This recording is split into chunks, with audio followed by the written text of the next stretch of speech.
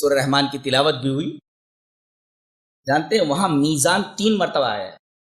الرحمن علم القرآن خلق الانسان علمہ البیان الشمس والقمر بحسبان والنجم والشجر یسجدان.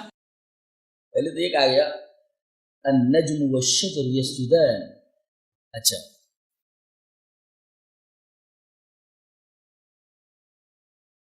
یہ سارے کے سبحان کے ساتھ چل رہے ہیں, سبحان کے ساتھ حساب سے چل رہے ہیں. الرحمن علم القرآن خلق الانسان علم الشمس والقمر بحسبان. یہ سورج اور چاند یہ حساب سے چل رہے ہیں. پیغام کیا ہے؟ جب سورج اور چاند حساب سے چل رہے ہیں تم بھی ذرا حساب سے چلو, نہیں تو مٹا دیے جاؤ گے, مٹا دیے جاؤ گے. یہ سب حساب سے چل رہے ہیں, تم بھی ذرا حساب سے چلو. اور اس کے بعد کہا گیا والسماء رفعها ووضع الميزان, آسمان کو بلند کر ترازو رکھ دی. اچھا وَأَقِيمُوا الْوَزْنَ بِالْقِسْطِ وَلَا أَلَّا تَطْغَوْا فِي الْمِيزَانِ. پھر میزان دوسری آیت میں. تیسری آیت وَأَقِيمُوا الْوَزْنَ بِالْقِسْطِ وَلَا تُخْسِرُوا الْمِيزَانِ. 3 آیتوں کے اندر آخری لفظ میزان ہے, ترازو ہے. کیا مطلب؟ اس میں ایک مفسر نے بڑی پیاری بات لکھی کہ مسلمان سب کچھ ہو سکتا ہے, ظالم نہیں ہو سکتا, بے ایمان نہیں ہو سکتا. مسلمان سب کچھ ہو سکتا ہے, بے ایمان نہیں ہو سکتا, جھوٹا نہیں ہو سکتا, بے ایمان نہیں ہو سکتا.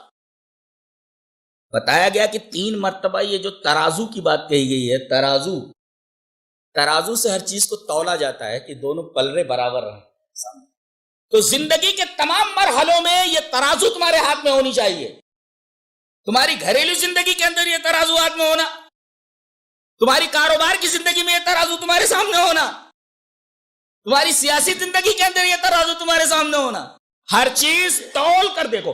تمہارا اعتقاد کیسا ہے ترازو میں تول کر کے دیکھ لو. تمہارا عمل کیسا ہے ترازو میں تول کر کے دیکھ لو.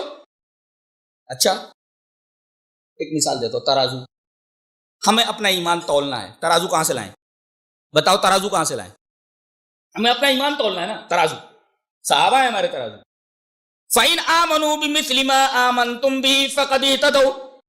اللہ تبارک و تعالیٰ نے کہا میرے رسول مجھے کون سا ایمان مطلوب ہے؟ تیرے صحابہ کا ایمان مطلوب ہے. یعنی ہدایت کا معیار مطلق صحابہ کرام کے ایمان کو قرار دیا گیا ہے. کہ ایمان کیسے چاہیے؟ ایمان اگر چاہیے ہمیں تو اے میرے رسول تیرے صحابہ جیسے چاہیے, ان جیسا ایمان چاہیے. دیکھو ترازو دے دیا گیا. اگر صحابہ کرام جیسا ایمان آپ کا نہیں ہے تو وہ ایمان اللہ کی نگاہ میں معتبر نہیں ہے. ایک ترازو دے دی گئی. اس ترازو پر تول کر کے دیکھو کہ تمہارا ایمان کس طریقے کا ہے, تمہارا اعتقاد صحابہ کرام کے اعتقاد کی طرح ہے کہ نہیں ہے.